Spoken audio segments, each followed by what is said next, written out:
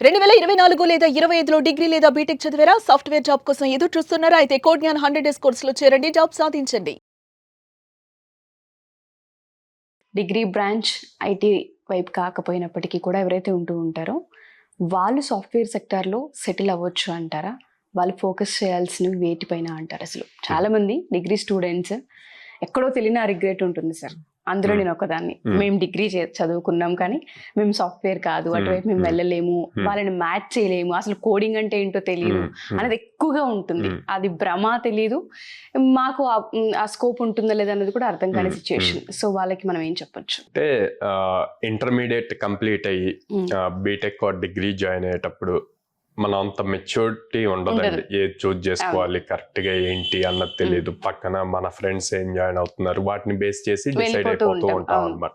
So non IT join అయ్యారు, complete అయింది, ఇప్పుడు ఐటీకి షిఫ్ట్ అవ్వాలి అనుకుంటే భయపడాల్సిన అవసరం లేదండి. ఖచ్చితంగా లాట్ ఆఫ్ ఆపర్చునిటీస్ ఉన్నాయన్నమాట. కాకపోతే ఫోకస్డ్ గా ఉండాలి. ఐటీ వాళ్ళకన్నా కొంచెం ఎక్కువ కష్టపడాలంతే.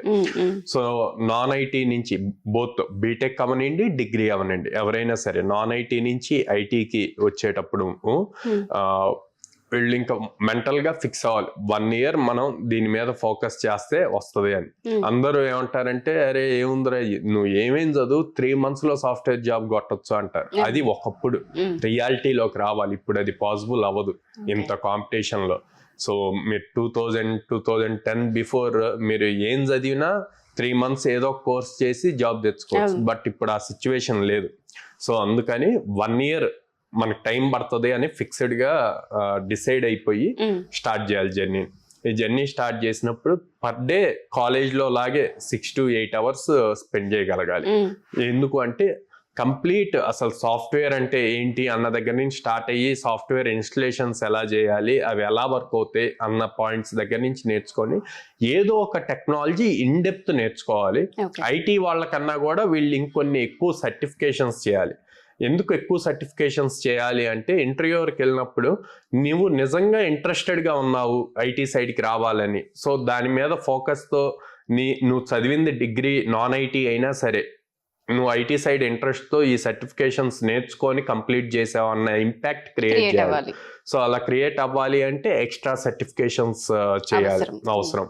అట్ ద సేమ్ టైం ఎంత ఇన్ డెప్త్ నాలెడ్జ్ ఉంది అన్నది ఇంపార్టెంట్. ఇప్పుడు అదే సిఎస్సి ఐటీ రిలేటెడ్ చదివిన వాళ్ళు అనుకోండి, అన్నిటి మీద ఎంతో కొంత అవగాహన ఉంటుంది. వీళ్ళకి అట్లా ఏముండదు. సో వీళ్ళకి నేను ఇచ్చే సజెషన్ ఏంటంటే వాళ్ళలాగా అన్ని నేర్చుకోవాలి అని ట్రై చేయొద్దు. ఏదో ఒక్కటే చూజ్ చేసుకోండి, అది ఇన్ డెప్త్ నేర్చుకొని మీరు ఇంటర్వ్యూస్ కి ట్రై చేస్తున్నప్పుడు యాడ్ ఆన్స్ కొన్ని యాడ్ చేసుకోండి అంతే, ఓవర్ వ్యూస్. అంతేగాని ప్రతిదీ ఇన్ డెప్త్ నేర్చుకో. వాళ్ళకంటే సబ్జెక్ట్స్ లో వచ్చినాయి కాబట్టి ఎంతో కొంత గ్రిప్ ఉంటది.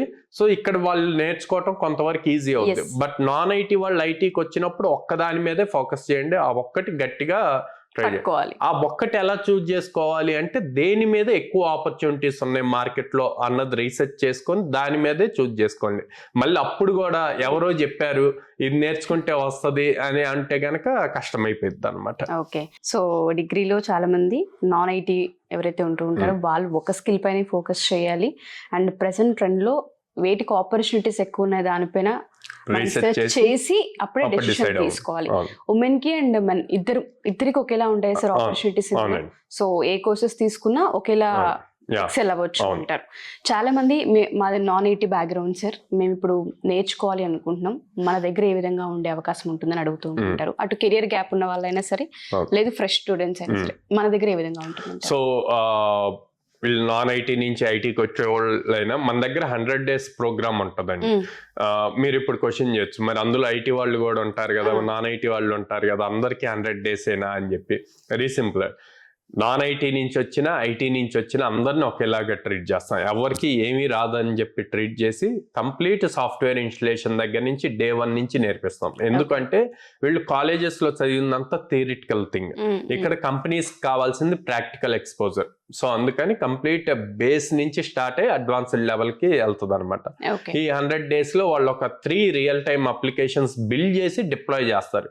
సో దాంతో వాళ్ళకి హ్యాండ్స్ ఆన్ ఎక్స్పీరియన్స్ వస్తుంది.